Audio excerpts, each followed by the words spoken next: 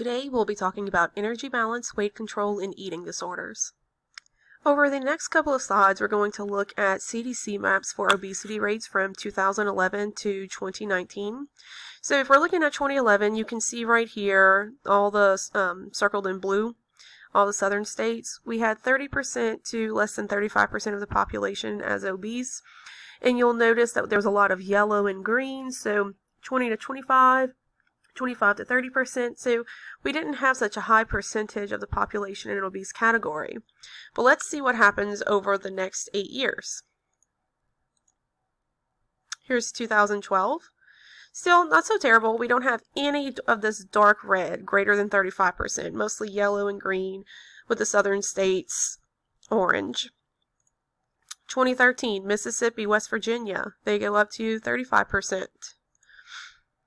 Arkansas and Mississippi, you're starting to see a greater percentage of orange, so more obesity in 2014. In 2015, Louisiana joins in with Mississippi, Alabama, West Virginia. You can still see this orange, 30 to 35% of the population having obesity rates. 2016, we're starting to see an increase in this dark red, less green, more yellow. 2017, same thing. Oklahoma joined in. So did Iowa. 2018, a lot more red. Only 2-3 green states. So Washington, D.C., Colorado, and Hawaii. They're the ones with the lowest percentage of obesity. And you'll notice on none of these maps do we have this green with dots, which is less than 20% of the population. In 2019, Hawaii joins in at 25% in the yellow. Colorado and Washington, D.C. are the only two left that don't have obesity rates at least 25%. But you see a much higher percentage of states that have greater than 35% obesity. So now let's look at different terms. Energy balance is the relationship between energy intake and energy expenditure. So how much you're taking in compared to how much you're actually putting out. Energy equilibrium is when calories consumed matches the amount of energy expended. So we're in equilibrium. We're not gaining weight. We're not losing weight. We'll maintain whatever our weight is. Positive energy balance is when energy intake exceeds energy expenditure. And so you're going to have weight gain. So the scale would be going up with a positive weight gain. Negative energy balance is when your energy intake is less than energy expenditure. And so you're going to have weight loss that's occurring. So you can think about subtracting with negative. The weight will be coming off. We want to see positive energy balance, so weight gain, during pregnancy, infancy, childhood, and adolescence. And aging does not cause weight gain. Rather, it stems from a pattern of excess food intake with limited physical activity and a slower metabolism. So as you get older, specifically after the age of 30, your metabolism is already going to slow down. Negative energy balance is desired in adults when body fatness exceeds healthy levels. So this is not recommended during growth stages as it can impair normal growth patterns. So if we're talking about an infant or a child, someone in adolescence, we don't typically recommend them to go on a low-calorie diet. Rather, maintain their weight, and then as they grow, it'll match their body. The amount of energy in food or beverages can be estimated using a nutrient database or software. These calorie values are derived directly by using a BOM calorimeter. And so the USDA has these databases with all this information in it, and you can access it. That's actually where like MyFitnessPal and the other apps get their information from. It's from the USDA website after they have already done this process. We can also determine the calorie content by looking at the grams of the energy-providing macronutrients and alcohol, and multiplying these compounds by their physiological values, so that 4 calories per gram, 7 calories per gram, and 9 calories per gram. Your body is using energy for 3 main purposes: your basal metabolism, physical activity, digestion, absorption, and processing of ingested nutrients, and a minor form of energy output is thermogenesis. This is the energy expended during fidgeting or shivering. So if you're in a class where it's really cold and you're just shivering a little bit, you're expending some energy. Or if you're just fidgeting, like playing with your pencil or paper, or like twisting your legs back and forth, that's fidgeting, so you're going to have a minor form of energy output from that. Your basal metabolism, or your BMR, is the minimum amount of energy expended in fasting to keep a resting, awake body alive in a warm, quiet environment. This is about 60 to 70% of your total energy expenditure. This includes the processes such as your beating of the heart, respiration of lungs, and activity of other organs. If a person is not fasting or rested, the resting metabolism is used, or your RMR. BMR and RMR are expressed as the number of calories burned per unit of time. So for women, it's 0.9 calories per kilogram per hour, and men is 1 calorie per kilogram per hour. So we know that our BMR accounts for 60 to 70% of our energy expenditure just to keep your heart beating, your lungs functioning, and digesting of food. But there are some ways that you can increase your basal metabolism. So by having greater muscle mass, so someone who exercises a lot and has a lot of muscle, their BMR is automatically going to be higher than someone who has a greater amount of fat tissue. A larger body surface, the male gender. If you looked at the previous slide, you noticed that there was a 0.1 difference in the BMR and RMR for men versus women. Body temperature. If you have a higher body temperature, your BMR is going to be higher. Someone that has higher than normal secretions of thyroid hormones, like hyperthyroidism, their BMR is super high. Growth stages, someone that's growing, they're going to need to put on weight, and so their BMR is higher. Caffeine and tobacco use, and then recent exercise. Some factors that decrease your basal metabolism: lower than normal secretions of thyroid hormones, hypothyroidism. They're not producing enough of these hormones, so their basal metabolism is lower. Restricted calorie intake, so a low or a very low calorie diet, like 800 calories a day, your body is trying to make sure it doesn't go into starvation mode, and so it's lowering your basal metabolism. Less body surface area and muscle mass, and then aging after age 30 years. So once you hit age 30, your basal metabolism is going to continue to decline. Physical activity increases energy expenditure above your BMR needs by 25 to 40%. So being active or inactive heavily determines how much of your total energy expenditure. You can do this by climbing stairs rather than taking the elevator, walk rather than drive, stand on the bus rather than sitting. And the increased rate of obesity in North America is caused in part by your inactivity, or our inactivity.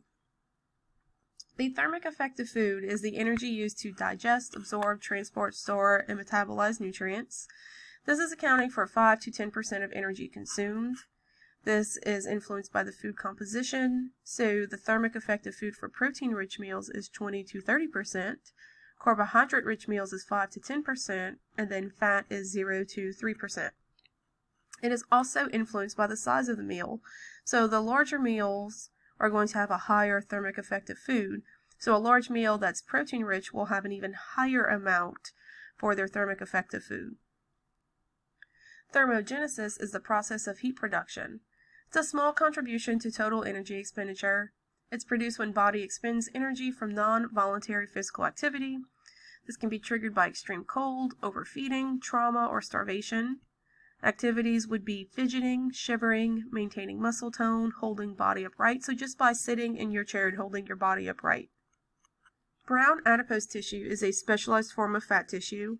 It participates in thermogenesis. It contains a large number of capillaries and mitochondria, and it's found in small infants and hibernating animals. The energy used by the body can be measured by direct calorimetry and indirect calorimetry.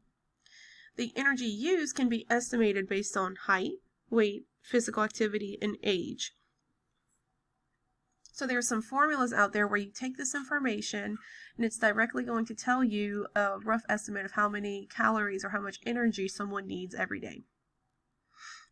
Direct calorimetry estimates energy expenditure by measuring the amount of heat released by the body. So about 60% of energy the body uses leaves as heat. Heat release is measured by placing the person in an insulated chamber surrounded by a layer of water. The change in the temperature determines the amount of energy the person expended. Indirect calorimetry involves collecting expired air. So there's a predictable relationship between the body's use of energy and the amount of oxygen consumed and carbon dioxide produced. Data tables can show energy costs of different exercises. So you can look at the data tables and directly see how much each different exercise is going to burn off energy. The estimated energy requirements, and we've covered this in previous chapters, are measurements that can estimate energy needs based on weight, height, gender, age, and physical activity level. So male and females have a different estimated energy requirement. There's different formulas that you use to plug in for both of them. But all of this information is crucial and accurate information for weight and height. If we're looking at eating behavior regulation, hunger and appetite drive our desire to eat. Hunger is that physiological drive to find and eat food. This is controlled by internal mechanisms such as your organs, hormones, hormone-like factors, and your nervous system. Appetite is the psychological drive to eat. This is affected by external factors such as social custom, time of day, mood, memories, and sight.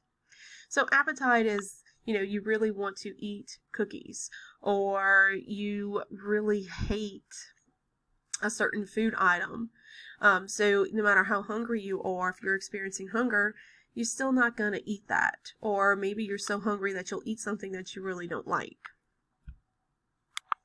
So although we have these internal and external signals operating simultaneously that help us decide whether to reject or eat food, we can override these signals. So if you're full, you know you can't eat anymore, but you see dessert and it's your favorite dessert, you can make yourself eat that dessert on a full stomach. Or you can ignore hunger because we have no appetite for food being served. If you really hate chicken, then maybe you're not going to eat a dish that has chicken no matter how hungry you are. Or if you follow a certain religion that bans certain food items, it won't matter how hungry you are, you're going to follow that religion's factors. We can also fulfill these drives, bringing us to a state of satiety, which is when we're satisfied and no longer have the drive to eat. The hypothalamus is the site for this regulation. Satiety is elicited by the sensory aspects of food, knowledge that food has been eaten, chewing, the expansion of stomach and intestines. For low energy dense foods, they promote satiety and effects of digestion, absorption, and metabolism.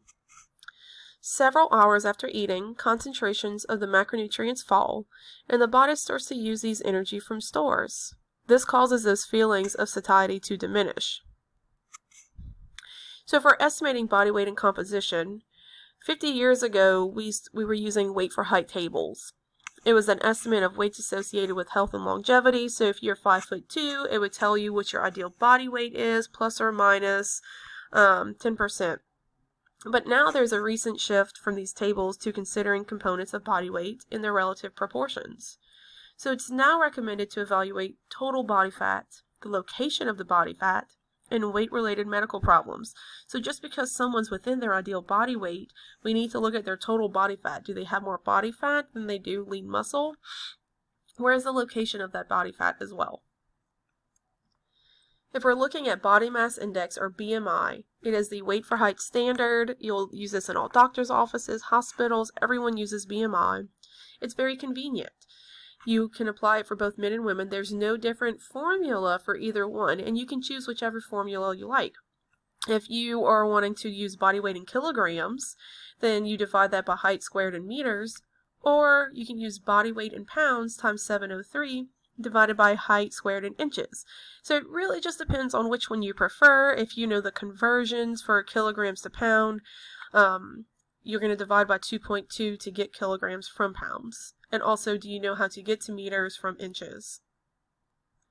So if we're looking at BMI, there's classifications for underweight, healthy weight, overweight, and obese. Someone that has a BMI of less than 18.5, so 18.499, would be considered underweight.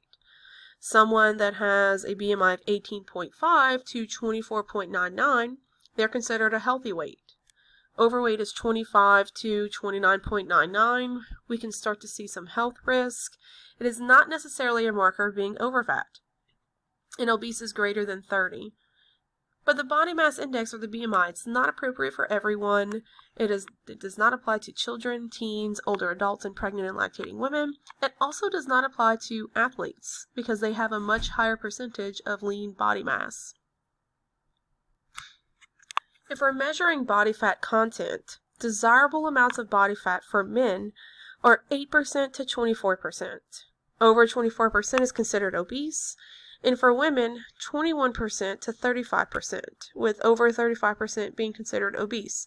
So you'll notice that there's a bigger percentage of body fat allowed for women, and this is because women need more body fat for reproductive functions. In order for a woman to carry a child, a fetus, they have to have a higher body fat percentage.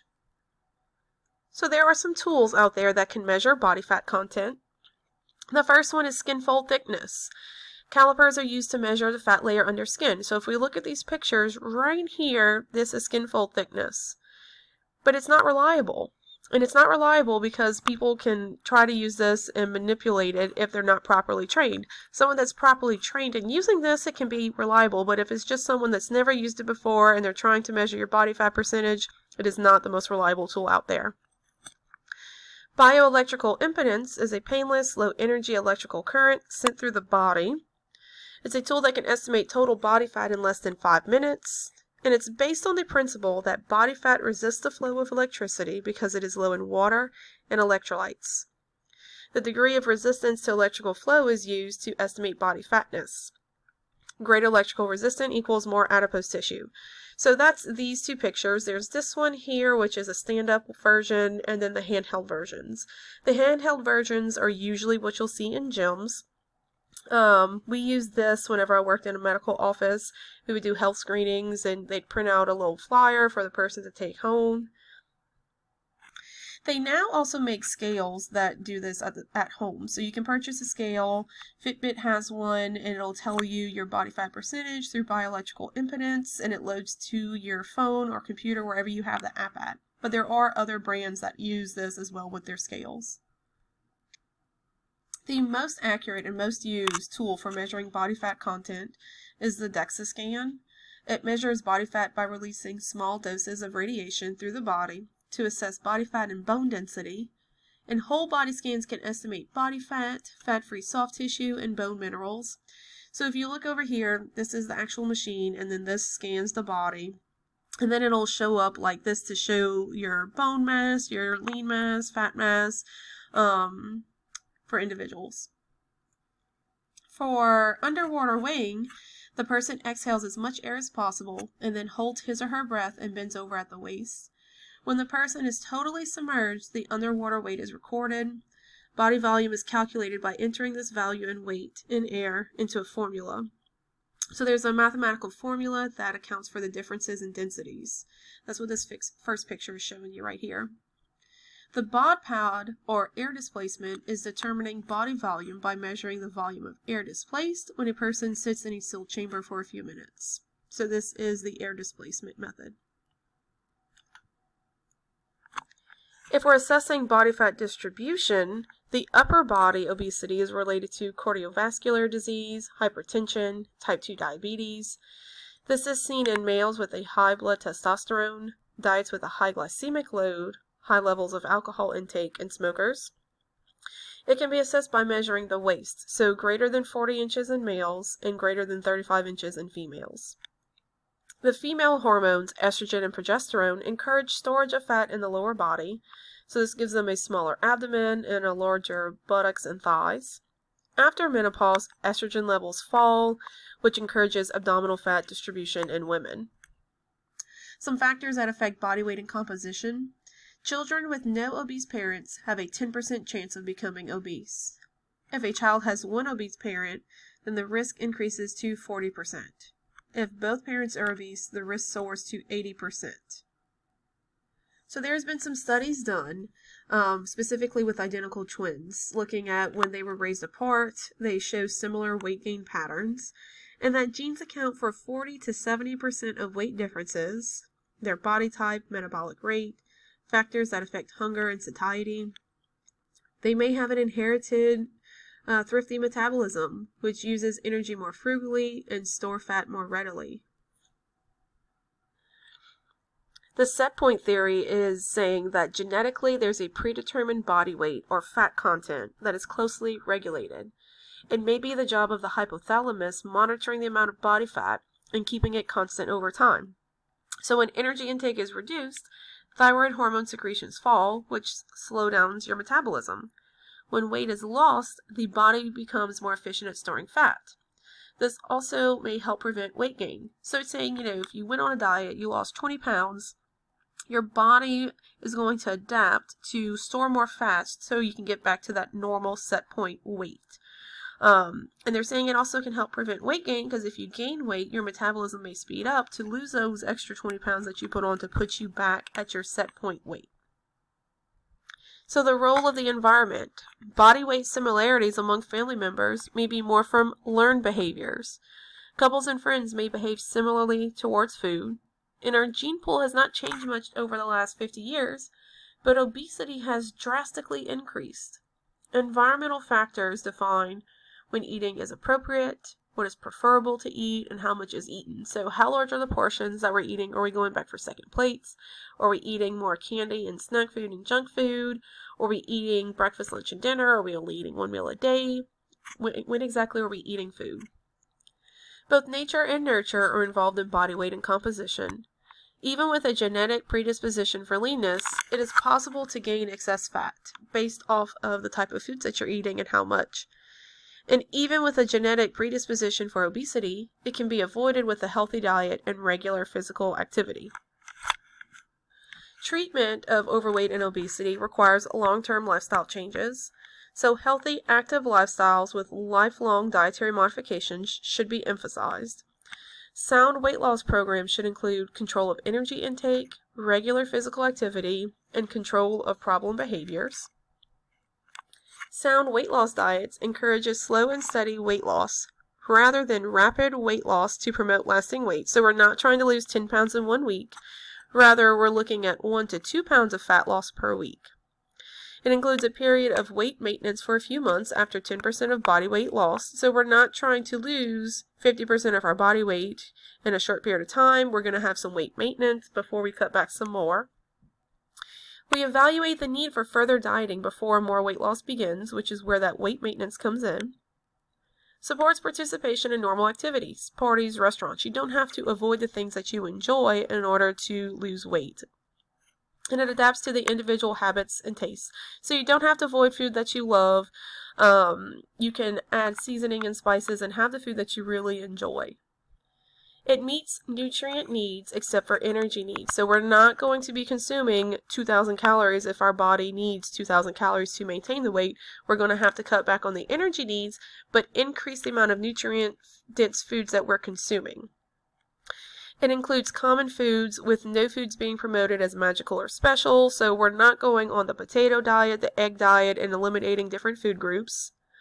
Recommends a fortified, ready-to-eat breakfast cereal or balanced multivitamin, especially when the intake is less than 1,600 calories. It's very difficult to get all the nutrient needs through vitamins when you're consuming less than 1,600 calories. And it uses MyPlate as a pattern for food choices. Focuses on maintenance of healthy lifestyle and weight for a lifetime. This is not a weekend diet. This is not a week, 2 months, 3 months. We're looking for lifelong. Promotes reasonable changes that can be maintained. Encourages social support so you can hang out with your friends, ask them for help. Includes plans for relapse so one doesn't quit after a setback. So just because you had a bad weekend or a bad week doesn't mean that you completely give up. You have a plan whenever this happens. And it promotes changes that control problem eating behaviors. Requires screening by a physician for people with existing health problems, those over 40 for men and 50 for women, who plan to increase their physical activity substantially, and those who plan to lose weight rapidly. Encouraging regular physical activity, sufficient sleep, stress reduction, other healthy changes. Addresses underlying psychological weight issues such as depression or marital stress. So you have to find out what's the root cause of this. A weight loss program is considered successful when those involved remain at or close to lower weights. Only about 5% of people following commercial diet programs actually succeed. And typically 1/3 of weight loss is regained within 3 to 5 years. Currently, only the surgical approaches to obesity treatment routinely show success. Some negative consequences of weight cycling include increased upper body fat, diminished self-esteem, a decline in your HDL cholesterol, which remember is your healthy good cholesterol, which picks up the bad cholesterol in your body and then excretes it, and a decline in your immune system function, so you would be able to get sick easier. In order to lose 1 pound, you have to burn off 3,500 calories. So adipose tissue contains 3,500 calories per pound.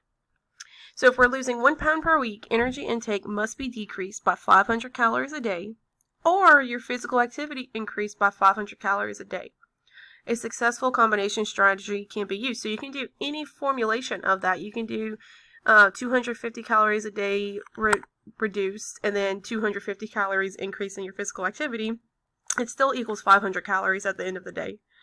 Women may need to limit intake to 1,200 calories a day, and men may need to limit to 1,500 calories a day.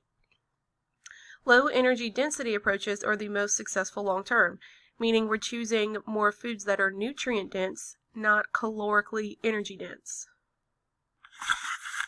By expending 100 to 300 extra calories a day above normal activity, this can lead to a steady weight loss. Duration and regular performance are the keys to success, and you should find activities that are enjoyable. You can add in resistance exercises, which increase your lean body tissue and your metabolic rate. Eating behavior for weight loss. You should put your fork down between mouthfuls and chew thoroughly before taking the next bite. Leave some food on the plate. Concentrate on eating. Do nothing else while eating. So no watching TV, no playing on your phone. You don't want to do anything that would distract you from what you're actually doing, from your eating behavior. Don't label certain foods off limits. This sets up an internal struggle that can keep you feeling deprived and defeated. You can control problem foods by buying small amounts and eating a little at a time, such as 1 snack-sized candy bar. So candy bars wouldn't be off limits. You wouldn't have off-limit food groups. You would just control them by buying smaller amounts that are already prepackaged. Limit eating out to once or twice a week. If we're looking at portion control, you can make substitutions, such as a regular hamburger instead of a quarter pounder, or cucumbers instead of croutons and salads. Think small, so sharing an entree with another person, ordering a cup of soup instead of a bowl, or an appetizer in place of an entree. You can also get a to-go container or a doggy bag and ask your server to put half the entree in a to-go container before bringing it to the table.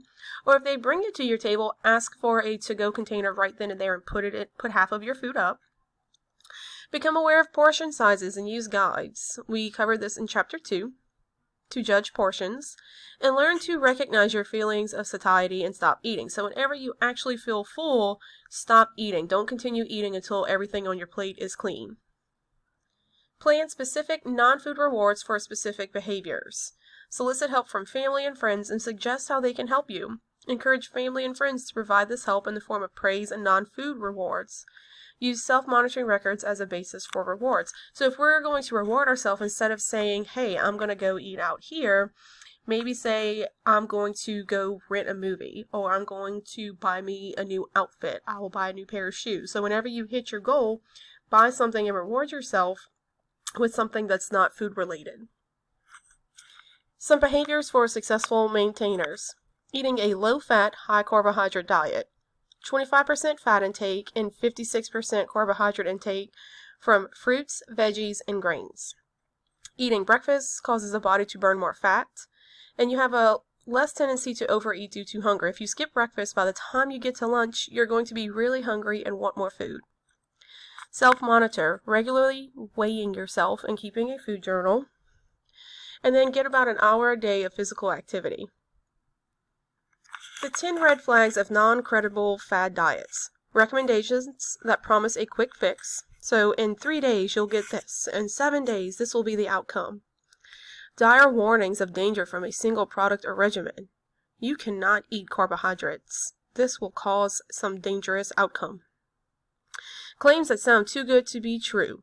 If they have like 6 to 7 claims talking about the benefits of this item and there's no evidence, you can't find it anywhere, don't think that it's going to be true. Simplistic conclusions drawn from a complex study. meaning it's a very complex study. We're going to come up with this very simple conclusion. That was nowhere in the text. Recommendations based on a single study. So if the study lasted 2 days and it included 3 people that took the product, that is not a reliable study, and you shouldn't consider that product. Dramatic statements refuted by reputable scientific organizations. Cleansing your colon, getting rid of everything in your colon with toxic buildups by this product. Scientists all over the world have debunked that. List of good and bad foods. This is a good food. This is a bad food. You can't have this one, and this one is great. Recommendations made to help sell a product. Often use testimonials. This is one of the most common things that happen. Recommendations based on studies published without peer review. And recommendations from studies that ignore differences among individuals or groups. A restricted carbohydrate diet can lead to reduced glycogen synthesis and reduced amounts of water in the body because glycogen pools water in the body. It also forces the liver to produce glucose via gluconeogenesis by breaking down your body proteins. The amount lost and improvements to health are no greater than moderate fat, high carb, high protein diets, as only short-term results are seen. And it may increase your LDL cholesterol, meaning your bad cholesterol. Low-fat diets contain about 5 to 10% of energy intake as fat. They're not harmful but difficult to follow as many get bored, and they contain mainly grains, fruits, and vegetables. Novelty diets emphasize a single food or food group like grapefruit, rice, eggs, potatoes. So there is an egg diet, there's a potato diet, there's a rice diet, there's a grapefruit diet, and you should only be consuming this one single food. The rationale is that you get bored with foods and reduce energy intake. You may abandon the diet completely, and it may involve a costly product or service. So who do we see for weight control? Doctors are typically the first professional that people see for weight control, and then they may recommend a registered dietitian or an exercise physiologist. Registered dietitians understand food composition and psychological importance of food. An exercise physiologist can provide advice about physical activity. Treatment of severe obesity is very low-calorie diets, or VLCDs, and they provide about 400 to 800 calories every day, but careful monitoring is crucial for these individuals. Gastroplasty reduces the stomach capacity to 30 milliliters or bypasses a short segment of the small intestine, which is called a banded gastroplasty. Treatment of underweight individuals. They can have health risk if their BMI is below 18.5, so remember, that's the classification for underweight. They can have loss of menstrual function, loss of bone mass, complications with pregnancy and surgery, a slow recovery after illness, can interfere with normal growth in children and teens, and then death eventually. An extra 500 calories per day may be required in the form of energy-dense foods, and they may need to reduce their physical activity. Disordered eating is mild short-term changes in eating patterns. This can occur in response to a stressful event, an illness, desire to modify diet. It may lead to changes in body weight and nutritional problems, and it rarely requires professional attention. An eating disorder is a more severe distortion of an eating process. It can develop into life-threatening conditions. The most common include obesity, anorexia nervosa, bulimia nervosa, and binge eating disorder. Eating disorders are 6 to 10 times more common in females, and up to 5% of women in North America will develop some form of anorexia or bulimia. They may be more susceptible because of genetics, psychological reasons, depression, substance abuse, anxiety disorders, or physical reasons. Many eating disorders start with a simple diet. Dieting may get out of control because of stress, a dysfunctional family relationship, or drug abuse, and eating disorders develop 85% of the time during adolescence and early adulthood. Without treatment, serious health complications can occur like heart conditions, kidney failure, or death. Anorexia nervosa is characterized by extreme weight loss, a distorted body image, an irrational morbid fear of obesity, and it's seen in 1 out of every 200 adolescent girls. And it may be due to a tendency to blame weight gain associated with puberty on themselves.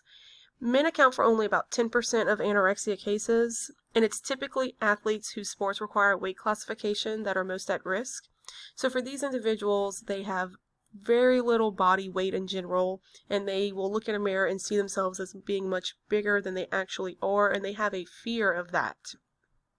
A common thread in many cases of anorexia is a conflict in family structure, so too many expectations from this individual. Their self-worth is evaluated in terms of self-control, so that is one of the only things they can control. They can control their food, they can control their eating, and they can control their weight. These individuals have a skin and bone appearance. Very little fat on this person, if any at all. Treatment for this is a multidisciplinary team approach, so physicians, dietitians, psychologists, and other health professionals. Ideally, you want this in a medical center. Hospitalization may be needed if their weight falls below 75%.